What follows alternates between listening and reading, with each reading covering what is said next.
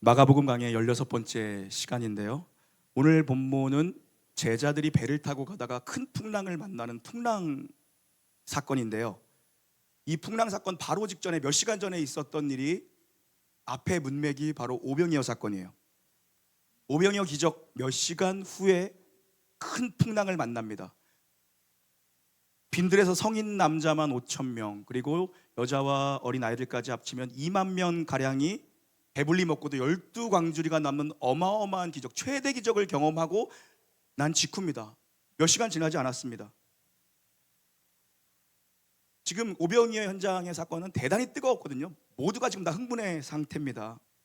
지금 BTS 때문에 뭐 난리인데 뭐 비할 바겠습니까? 어마어마한 흥분의 상태에 있었죠. 이때 예수님은 제자들을 배에 태워서 건너편, 바다 건너편으로 건너가게 하세요. 45절에 보니까 즉시로, 재촉하사 이런 표현들이 기록되어져 있는데요. 상당히 예수님이 서두르셨다라는 거예요. 무리들을 다 해산시켜서 집으로 돌려보내시고 제자들은 급히 배를 태워서 갈릴리 호수 건너편으로 건너가게 하셨습니다. 왜 이렇게 예수님은 서두르신 걸까? 그 이유가 평행본문인 요한복음 6장에 기록되어져 있습니다. 요한복음 16장입니다. 6장 15절 함께 읽습니다. 시작. 그러므로 예수께서 그들이 와서 자기를 억지로 붙들어 임금으로 삼으려는 줄 아시고 다시 혼자 산으로 떠나가시니라. 아멘. 사람들은 예수님이 아니라 예수님이 주시는 떡에 모두가 취해 있었습니다. 예수님을 잡아 붙들고 왕 삼으려고 했어요. 영적인 초점이 싱글 포커스, 완전히 예수님께 집중되어야 되는데 지금 포커싱이 완전히 나가버렸습니다. 초점이 흐려진 제자들. 이 현장에서 가장 지금 흥분해 있고 가장 들떠 있는 그룹은 아마 제자 그룹일 겁니다. 본인들의 손에서 띄워주고 띄워줘도 끊이지 않는 이 기적을, 이 놀라운 자기들 인생의 최고의 날을 바로 경험한 그때입니다. 사람들이 그들에게 열광했을 거라고요. 그래서 예수님은 약간은 강제성을 띄어서 그들을 현장에서 빨리 빠져나가게 하십니다. 급히 배를 태워보내세요. 제자들이 인기와 환호의 독을 맞았습니다. 우리가 그렇습니다. 우리가 사람들의 인기와 평가와 환호의 칭찬에 독을 맞을 때가 있어요. 금방 교만이 올라오죠.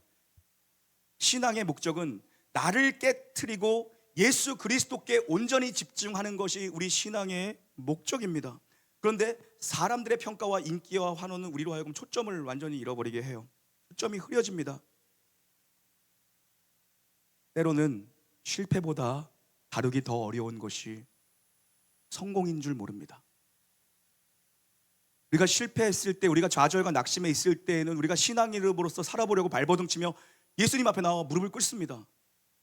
그런데 과연 우리가 성공하고 승승장구할 때 우리의 모습은 어떠한가? 성공을 유지하고 성공을 다루는 것이 때론 더 어렵다라는 것입니다. 이 교만의 독성을 해독하는 것이 무엇인지 예수님이 제자들에게 오늘 알려주길 원하세요. 바로 그건 기도입니다. 교만의 독성을 다 해독해버리는 유일한 힘은 기도에 있습니다. 46절 함께 읽습니다. 46절입니다. 시작. 우리를 작별하신 후에 기도하러 산으로 가시니라. 아멘. 환호하는 무리, 예수를 붙잡는 무리와 예수님은 거리를 두시고 하나님께로 가까이 갑니다. 하나님과 독대하는 사람과 하나님과 독대하지 않는 사람의 갭은 점점 더 커지게 돼 있어요. 하나님을 향한 그 특심과 중심과 그 초심과 초점이 선명해야 되는데, 하나님과 독대하는 시간이 없으면, 하나님과 둘만의 시간이 없으면 점점 더 거리가 간극이 벌어지게 돼 있죠. 예수님은 앞을 훤히 내다보십니다. 지금 자기를 향해 환호하고 있는 군중들은 나중에 십자가에 매달아 달아 죽이라고 소리치는 군중들로, 그 무리들로 바뀔 것을 예수님은 앞을 훤히 내다보고 계셨죠. 그래서 우리가 성공도 기도로, 위기도 기도로 맞이해야 됩니다. 우리 한번 따라하겠습니다. 성공도 위기도 기도로 맞이하라. 시작. 기도 없이 성공하면 내가 이룬 건 줄 알고, 내가 잘나서 내 열심으로, 내 특심으로 이룬 것인 줄 알고 사람이 교만해지죠. 그러나 기도가 없이 또한 위기를 맞으면 원망과 낙심과 절망에 빠져버립니다. 기도는 환난을 대비하는 힘이 기도고, 성공을 유지하는 힘 또한 기도입니다. 기도가 일상화되는 인생, 하나님과 독대하는 인생이야말로, 기도가 일상화되는 인생이야말로 성공의 때에도 성공을 다룰 줄 아는 인생, 고난의 때에도 지나친 낙심을 유보하는 인생, 우리 모두가 깨어 기도하는 인생이 될지어다. 기도가 일상화될지어다. 전도서가 이 얘기를 분명하게 우리에게 말씀합니다. 전도서 7장 14절입니다. 시작. 형통한 날에는 기뻐하고 공고한 날에는 뒤돌아보아라. 이 두 가지를 하나님이 병행하게 하사 형통한 사람이 그의 장래 일을 능히 헤아려 알지 못하게 하셨느니라. 아멘. 인생은 투트랙입니다. 형통과 곤고가 섞여서 오는 것이 우리 인생이고, 우리의 신앙생활은 이 형통과 곤고를 함께 겪어가며 경험하며 살아가는 것이 우리의 신앙인데, 오늘 전도서가 뭐라고 도전합니까? 잘 풀릴 때는 하나님께 감사하라, 하나님께 기뻐하랍니다. 잘 풀릴 때는. 그리고 안 풀릴 때는 뭐래요? 자신을 돌아보라고 얘기합니다. 이 두 가지를 병행하는 겁니다. 늘 공고만 있는 인생도 없고, 늘 승승장구, 늘 형통만 있는 인생도 없어요. 우리 인생에는 형통과 공고가 섞여서 옵니다. 근데 지혜자 솔로몬의 전도서는 분명히 우리에게 도전합니다. 형통할 때는 하나님께 감사하고, 곤고할 때는 너 자신의 삶을 뒤돌아보라. 오병이어도 있지만 우리 삶에 풍랑도 있습니다. 제자들이 출발한 지 얼마 안 돼서 풍랑을 만납니다. 47절, 48절 함께 읽습니다. 시작. 저물매 배는 바다 가운데 있고 예수께서는 홀로 무태에 계시다가 바람의 거스름으로 제자들이 힘겹게 노젓는 것을 보시고 밤 사경쯤에 바다 위로 걸어서 그들에게 오사 지나가려고 하시매. 아멘. 제자들이 갈릴리아다 한복판에서 정말 그 풍랑과, 어찌할 수 없는 큰 풍랑과 사투를 벌이고 있는데 예수님은 그것을 밑에서 지켜보고 계셨다라고 성경은 기록합니다. 예수님 우리의 모든 고통을 아시는 분이시고 우리의 모든 삶을 지켜보고 계시는 분입니다. 교만하게 사는 내 인생도 지켜보실 뿐만 아니라 예수님은 지금 풍랑과 사투를 벌이며 골방에서 신음하며 홀로 울고 있는 내 삶을 주님이 지켜보고 계세요. 힘겹게 하루하루 버티며 오늘 여기까지 온 여러분의 삶을 예수님이 지켜보신대요. 한 영혼의 신음과 한 영혼의 고통을 예수님 모른 척하지 않으십니다. 그들을 지켜보세요. 제가 일주일에 한두 번은 저희 애들 그 어린이집에 하원하러 가는데, 우리 아내는 그러지 말라고 맨날 뭐라 그러고 잔소리 하는데, 저는 우리 집에서 한 700m, 1km 좀 안 돼요. 500m 좀 넘는 것 같고 어린이집이.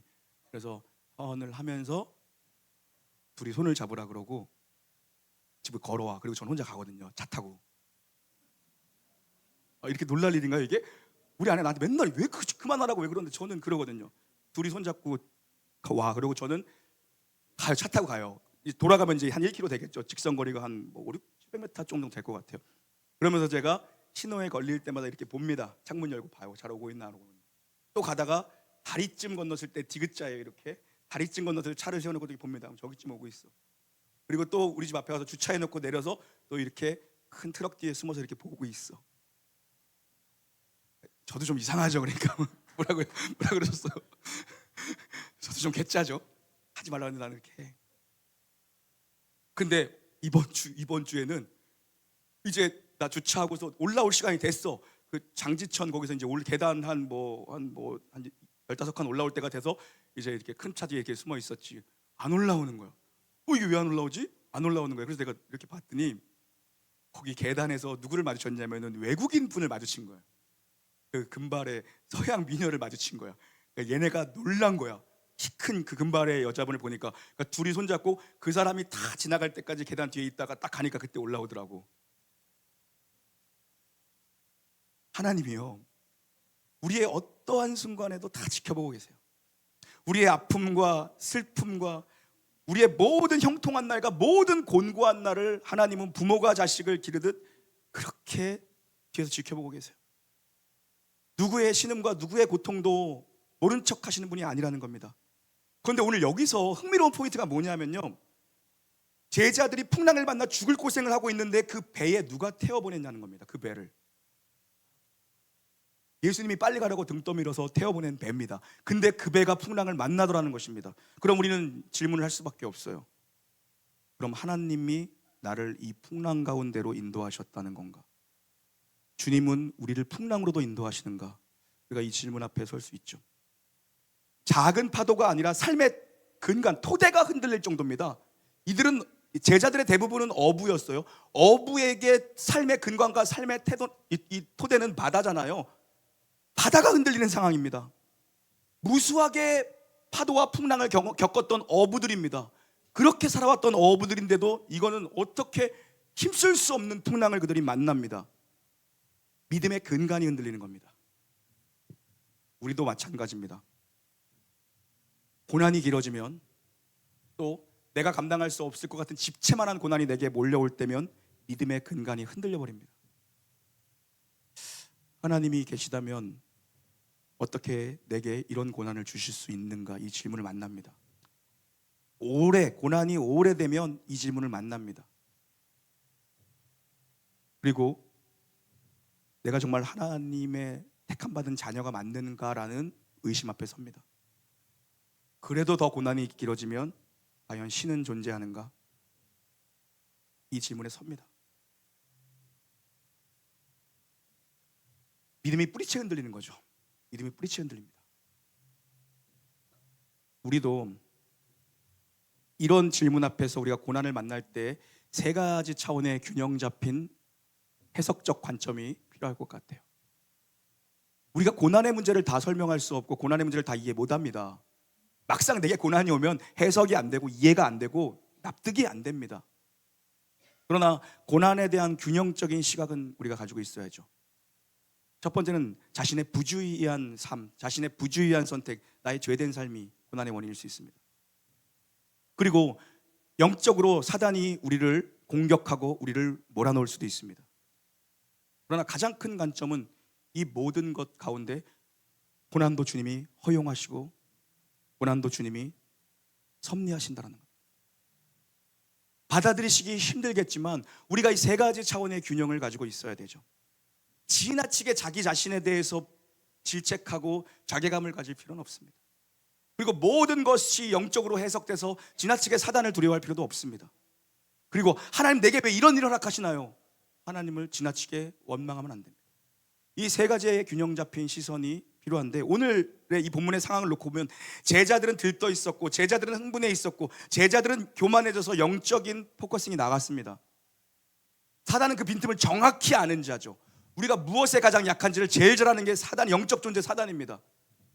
그러나 주님은 그 고난 중에서도 제자들을 찾아오시고 그 고난 중에서도 제자들을 훈련시키시고 제자들을 다듬으시고 제자들을 건지시고 제자를 회복시키시는 주님이신 줄 믿습니다.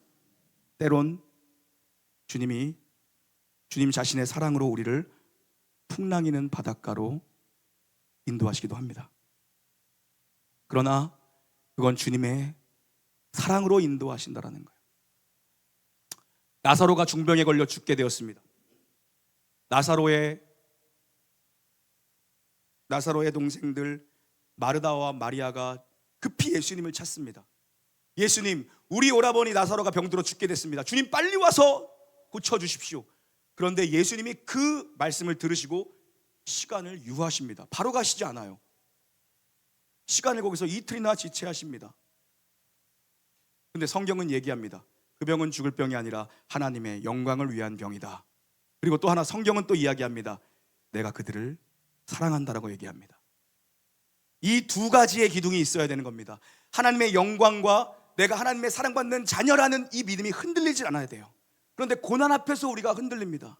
그런데 in his time, 하나님의 때가 되니까 하나님께서는 나사로의 집을 방문하시죠. 그런데 갔더니 나사로는 이미 장사 지냈고 죽어 시체 썩은 냄새가 날 때 주님은 도착했습니다. 모두가 주님 왜 이제 오셨습니까? 주님을 원망합니다. 그러나 주님 말씀하십니다. 돌 치워라. 나사로야 나오너라. 그때 나사로가 살아 일어났습니다. 우리는 나의 시간표대로 주님이 일하시길 바라고 나의 방법대로 주님께서 일해 주시길 바라지만 하나님은 하나님의 시간에 하나님의 방법으로 역사하시는 줄 믿습니다. 하나님은 때론 내가 하나님께 집중하지 않으면 하나님은 때론 타인을 통해서 내가 하나님께 집중하게도 만드십니다. 제자들의 초점이 흐려졌어요.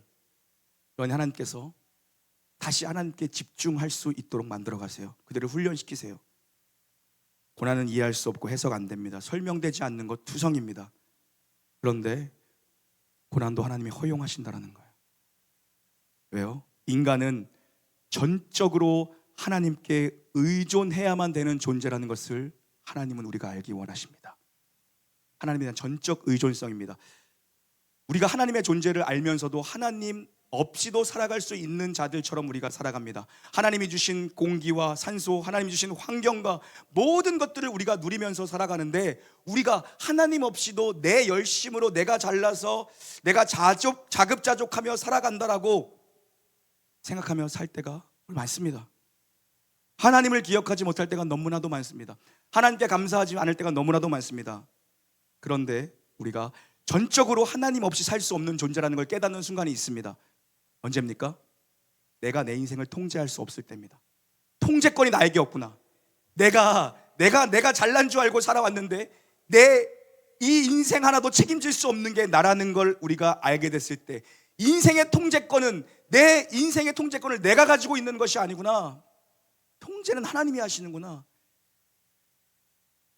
그때 비로소 우리는 인생의 막다른 골목에서 풍랑한 가운데 있을 때, 벼랑 끝에 섰을 때, 내가 내 삶을 통제할 수 없을 때 비로소 하나님이 통제권을 가지고 내 인생을 이끄시는구나. 하나님을 전적으로 의지 않으면 살 수가 없다는 걸 우리는 그제서야 고백하게 되죠. 그때 알게 됩니다. 하나님은 내 인생의 고난을 통해 나를 완성해 가십니다. 내 인생이 맨날 도화지에 핑크빛 그림만 그릴 수는 없습니다. 검정도 들어가고 청록색도 들어가고, 결국 하나님은 그래서 내 인생을 고난을 통해서도 완성해 가세요. 내가 통제할 수 없는 고난을 만났을 때야말로 가장 강력하게 내 인생의 통제권을 가지신 분이 누구이신지를 분명히 보여주는 계시적인 사건이 바로 이 풍랑이는 바다의 사건입니다. 하나님이 내 인생을 통제하실 뿐만 아니라 하나님 자연 만물을 통제하시는 분이라는 겁니다. 시편 23편 4절 읽겠습니다. 시편 23편 4절입니다. 시작. 내가 사망의 음침한 골짜기로 다닐지라도 해를 두려워하지 않은 것은 주께서 나와 함께 하심이라. 주의 지팡이와 막대기가 나를 안위하시나이다. 지금 양무리가 사망의 음침한 골짜기로 걸어가고 있습니다. 양무리 떼가 사망의 음침한 골짜기를 지나가고 있는데, 왜 여길 지금 지나가고 있는 거예요? 양들이 방황하다가 사망의 음침한 골짜기로 들어선 게 아닙니다. 목자가 양들을 사망의 음침한 골짜기로 인도해 가고 있는 상황이에요. 왜요? 양은 초근시입니다. 1m조차 보이지 않는 초근시를 가지고 있습니다. 우리 인생이 그렇잖아요. 우리 인생이 너무 근시한 쪽이라 오늘 내 삶에, 지금 내 삶에 일어난 일조차 해석하지 못하는 것이 바로 초근시 인생을 가진 우리의 인생입니다. 그런데 지금 이것은 양들이 방황하다가 거기에 들어간 것이 아니라 하나님이, 목자가 양들을 이끌고 가고 있는 겁니다. 왜요? 다음 스테이지가 있어야 돼요. 쉴만한 물과 또 다른 푸른 초장이 양들에게는 필요했던 겁니다. 그래서 목자는 양들을 다음 스테이지로 이동시키기 위해서 쉴만한 물가로 인도하기 위해 사망의 음침한 골짜기를 통과할 수밖에 없는 거예요.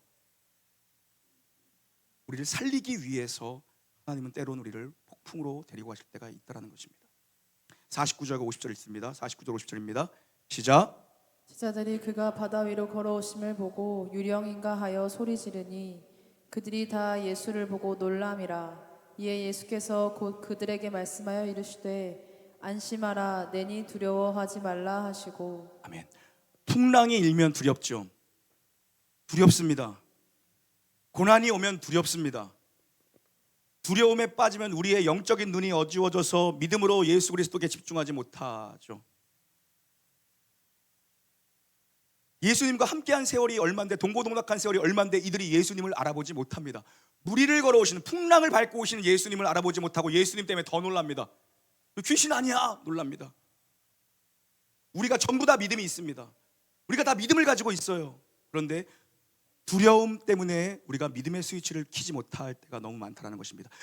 현실의 두려움이 우리를 압도해버리면 우리가 믿음이 있으면서도 믿음의 스위치를 켜지 못한다는 겁니다. 이 시간 우리의 삶에 두려움을 심어놓는 모든 두려움과 가라지는 떠나갈지어다. 강하고 담대할지어다. 제가 아는 한 집사님 이야기인데요. 이분이 그 회사에서 그 대학병원에 근무를 하시는데 장비를 이제 이렇게 바꾸고 뭐 이런 일을 하시나 봐요. 수십억짜리 장비를 이제 교체하는데 문제가 생겨서 징계위원회에 회부가 됐대요. 본인 잘못이 아니라 상대편 회사의 잘못인데 자기가 부당함을 소명하는 데만 몇 달이 걸렸대요. 그래서 회사 일은 잘 마무리 지어졌대요. 그런데 그 일로 인해서 몇 달간 그 일로 인해서 본인이 공황장애가 왔대요. 그래서 택시 타고 가다가 졸도하고 뭐 이런 일들이 몇 번 있었다고 하더라고요. 근데 정말 자기를 힘들게 했던 건 뭐냐 하면 집에 오면 자기 부인이 하는 말이 힘들면 가서 교회 가서 기도해. 이 말이 제일 힘들었대요. 이 말이 제일 힘들었대. 나도 기도해야 되는 거 아는데 지금 죽겠는데 못 하겠다라는 거야. 부인이 그 말하는 게 자기한테 너무 더 힘들게 자기를 옥죄왔대요. 사람 만나는 것도 점점 힘들어지고 그래서 이분이 이제 자기 섬기는 교회 나가는 것도 나가면 사람들이랑 막 만나서 얘기해야 되고 이것도 너무 힘들어서 예배는 드려야겠고 안 되겠다 싶어서 이분이 그 바람도 쐴 겸 아무 연고 없는 시골에 있는 교회를 그냥 갔대요. 갔는데 맨 그 장의자 뒷자리에 앉아서 좀 늦게 들어가서 이렇게 앉아 있는데 그때 목사님 설교가 열왕기하 5장을 가지고 설교를 하고 있었대요. 그 교회 목사님이, 시골 교회 목사님이 나만 장군이 요단강물에 7번 몸을 씻고 고침받는 그런 내용의 설교를 하고 있었대요. 보통 뭐 순종해서 병 고침 받았다 뭐 이런 메시지가 이제 주 흐름인데 이 목사님이 설교 마지막에 이렇게 말씀하시대요. 하나님은 하나님의 때에 하나님의 방법으로 일하십니다. 이 말씀이 자기 안에 훅 들어와서 갑자기 정말 말할 수 없는 무언가로 가슴이 뜨거워지더니 자기 안에 말씀과 믿음이 쭉 들어오는 게 느껴지더래요. 소망이 생기더래요. 지금까지도 이분은 뭐 공황장애로 힘들어하고 있어요. 증상은 많이 호전됐다고 하는데 지금까지도 있어요. 그런데 이분이 그때 들어온 그 말씀을 지렛대 삼아서 일어나고 하나님이 하나님의 때에 반드시 일하실 거다. 이 소망과 믿음으로 자기가 살아간다고 얘기하더라고요. 오늘 예수님이 언제 걸어오셨는가? 밤 사경에 걸어오셨습니다. 바다 위를 밤 사경에 걸어왔어요. 밤 사경은 이 사람들 히브리식으로 밤 사경이라는 것은 우리식으로 얘기하면은 새벽 3시부터 6시까지 그러니까 시계가 없을 때니까 크게 잘라 놓은 겁니다. 새벽 3시부터 6시까지를 밤 사경이라고 합니다. 밤 사경에 주님은 밤 사경이 주님의 때라 주님은 여기시고 밤 사경에 주님이 걸어오셨습니다. 주님이 왜 바다 위를 걸어오셨을까? 왜 주님은 바다 위를 걸어오신 거예요? 배가 없으니까 걸어오셨겠죠. 제자들이 배를 타고 갔잖아요. 주님 걸어오신 거예요. 배를 타고. 주님은 배가 없으면 물 위를 걸어서라도 내게 오시는 분이 우리 주님이신 줄 믿습니다. 세상에 어떤 사람도 올 수 없는 환경과 여건, 풍랑이는 바다입니다. 그런데 예수님은 세상 누구도 도와줄 수 없는 환경과 여건을 뚫고 우리 가운데 물 위를 걸어오셨습니다. 배가 없으면 물 위를 걸어서라도 내게 다가오시는 분이 우리 주님이신 줄 믿습니다.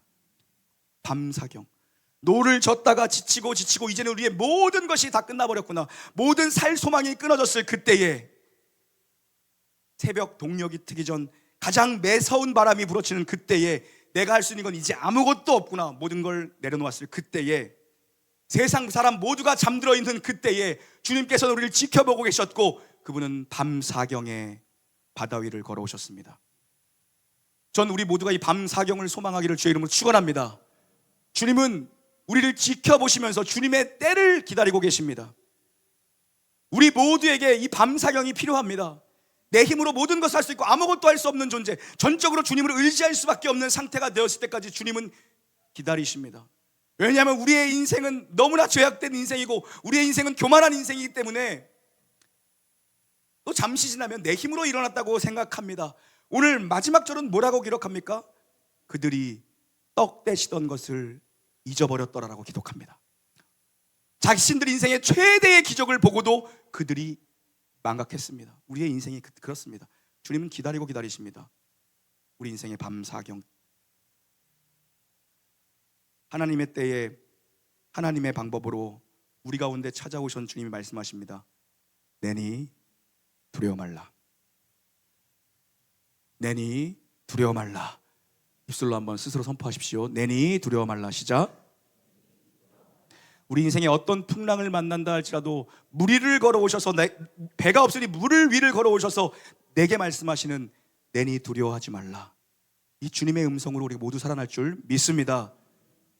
어느 권사님이 착실한 아들, 성실한 아들, 어렸을 때부터 엄마 말 잘 듣고 교회 안에서 착실하게 자라고 꾸준히 성실하게 공부도 잘해서 속 한 번 안 썩이고 좋은 직장에 취직했는데 어느 날 직장을 때려치더니 나이 30이 넘어서부터 삶의 방황을 멈추지를 못하더래요. 잘 다니던 직장, 좋은 직장을 갑자기 때려치더니 사람도 안 만나고 방에 들어가서 밤새 게임만 하더래요. 게임 중독에 빠진 거예요. 어렸을 땐 그렇게 성실하던, 속 한 번 썩이지 않은 아들이 가끔 밖에 만나러, 친구들 만나러 나갔다가는 술이 정말 다 떡이 될 정도로 술을 마시고 들어오고, 그게 사람 만나는 거에 전부고 방에 밖에서 게임만 하더라는 거예요.